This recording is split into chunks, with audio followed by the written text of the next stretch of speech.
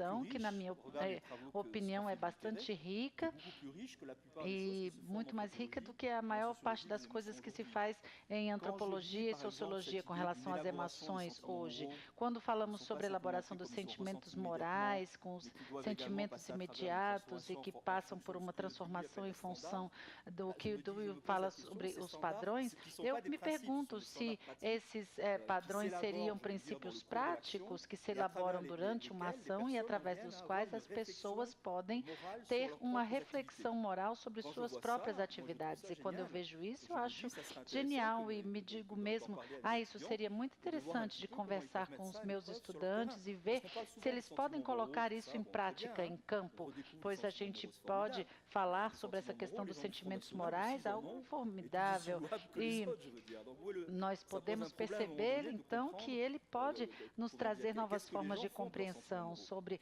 essa questão do que as pessoas fazem com seus sentimentos morais.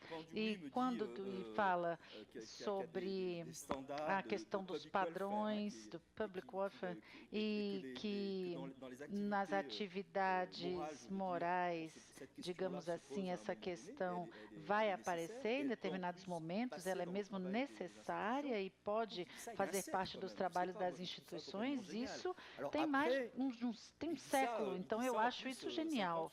E também existe a questão da universalização, que foi evocada também há muitos anos, e isso também do ponto de vista da pragmática comunicacional e de trabalhos, experimentos, discussões muito poderosas.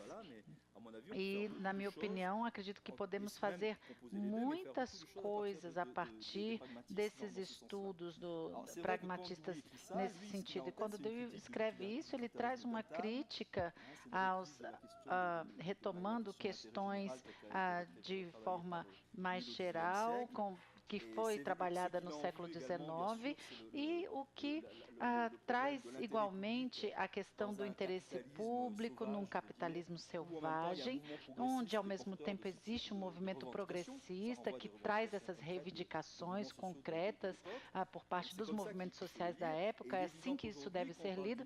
E hoje, quando falamos de universalização, estamos bem além, longe disso, pois aprendeu-se a descrever emoções e sabemos que não é somente uma avaliação de fatores imediatos pensados e, por outro lado, um julgamento de valores que não tem como suportar algo que seria do interesse geral. E a sociologia pragmática é muito importante, pois nos ensina essa degradação entre as formas de combinação e de fusão entre esses diferentes tipos de situação. E com a relação ainda a Dewey, o que nós vemos é que é interessante compreender que as pesquisas recentemente feitas enriquecem o que o pragmatismo fazia há um século. Você ficou contente com a resposta? Tá bom para você? Bem, com relação e eu estou passando muito rápido, porque o pragmatismo se tornou mais útil que nunca nessa questão dos tempos sombrios. Acho que é o medicamento que a gente toma para manter a esperança, e sabemos que existem sempre campos possíveis que podem se abrir, e através da ação e da reflexão é necessário continuar a investigar, a produzir, para que tenhamos como mudar as coisas. É difícil, sim, há momentos que nos sentimos abatidos, ainda mais com essa situação do Temer, mas vemos que quando os autores escreviam, também a época não era boa, não podemos supervalorizar aquela época, pois eram movimentos conservadores, existia uma pressão, então, e ele envelhece e é confrontado ao totalitarismo, então não era nada fácil também. A história é a história e ela traz um caminho que não é cheio de rosas, é necessário aceitá-lo, e pelo menos para mim é algo que me permite continuar mantendo e guardando a esperança. Para Sayonara, sim, podemos fazer essa ponte, essa ligação com relação a essa concepção que não pode ser reduzida somente quando você desenvolve esse tema das dificuldades, das provas. Existe ainda a questão da fenomenologia e outros que nos ajudam a trazer uma melhor orientação com relação a essa situação que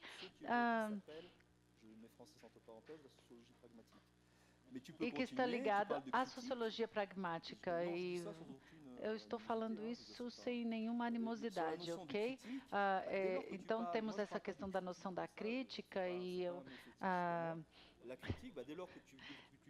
vejo que, com relação a essa experiência reflexiva, onde você coloca em causa os dados e que você se coloca em posição de discussão, de experimentação, vejo que a crítica é um processo onde você pode tomar um pouco de recuo para que você possa manifestar novas hipóteses, formas como você poderia transformar as coisas e também hipóteses morais sobre a forma de transformação. Então, eu não preciso criar muito problema com relação a isso. Nós vemos que existe crítica, existe política e também temos outro exemplo, rede dispositivo, onde existe uma inteligência sedimentada, organizada, onde verdadeiramente existe uma consciência muito forte. E isso na sociologia, onde você vê essa consciência sobre os saberes sociais, um corpus que, claro, ao mesmo tempo te leva adiante, mas também traz limitações a leis, a instituições e que sempre são reativadas pelos movimentos sociais e não só aqueles de ação positiva, pode ser movimentos de opinião, de transformação de modos, e existe uma teoria muito rica, portanto, e o que é chamado atualmente de dispositivos, atores, redes, ou seja, temos passagens também, citações sobre estatística que falam sobre para que serve estatística para uma questão como essa da democracia. E, uma vez mais, quando você observa o trabalho de Nicolai e de Janine e seus dispositivos, e existe uma grande quantidade de reflexões e de trabalhos existentes que nos permitem ir bem mais longe, mas vemos que e a questão fica bastante clara, ainda mais essa questão do poder, da dominação. Eu acredito que ele era um militante, ele era alguém que saía de uma ação para outra, era um ativista, se engajava em vários temas, em sua escola de laboratório, depois na associação de professores, ele também trabalhou de um grupo que era praticamente um partido político e ele foi trabalhando, tanto que acabou se opondo também a outros movimentos. Então, veja que era um trabalho que demandava um grande saber político e, ao mesmo tempo, ele recusa de reduzir a política, o que chamamos hoje de forma de imposição ou de relação de forças, ou formas de governo, ou conduta, ou dispositivos de governo. Acho que Dewey tem uma concepção da política que vai muito além da de Foucault e Bourdieu nesse sentido. Então, isso deve ser considerado também. E eu acredito que quando lemos, vemos que existe uma visão, às vezes, bastante feliz do Estado, onde se cria instituições públicas, existe um poder, mas sempre com a consciência de que isso consiste também no fato de expropriar os cidadãos do controle da coisa pública. E Jane Addams fala sobre os representantes políticos do seu distrito, uma vez que ela tenta impor o combate à corrupção, a coleta de rejeitos e, portanto, nós vemos que não são somente estruturas de dominação, uma vez que elas também não têm apenas um poder de limitar, elas podem, sobretudo, ser transformadas. Quando tornamos público o problema, nós tornamos essa realidade compartilhada e, assim, podem surgir novos dispositivos, novas leis, instituições, novos meios e podemos estabelecer novas fontes de gestão. Então, não se trata de algo contra a análise estrutural, não, é simplesmente de uma forma de concepção e de formação diferente que pode ser desenvolvida a partir do pragmatismo. Sobre as pessoas na rua, por exemplo, é interessante ver as experiências na França, na Bélgica, a Associação dos Moradores de Rua, e ver como eles são capazes de discutir, conversar publicamente, criar novos programas de vida. As pessoas de rua, muitas vezes, elas estão muito deterioradas, elas sofreram demais e, nesse momento, não adianta você pensar, esse é um pobre dominado. Não, tem que se pensar quais dispositivos implementar para que essas pessoas possam se reconstruir, possam encontrar novas formas e experiências viáveis e, assim, eles possam retomar o controle em suas próprias vidas. Agora, se eles são dominados, outra coisa, ok, a gente deixa isso, mas é porque essa forma de colocar, fazer as perguntas, não é interessante quando buscamos uma solução. Com relação a Frederic, eu estou indo muito rápido, eu sinto muito, mas existe 50% de problemática e existe 50% de avaliação e 50% de crítica e também 50% na construção de coletivos, associações e processo de institucionalização, 50% de reconstrução de conceito da filosofia. E, então, aí, nesse caso, nós já temos 250%.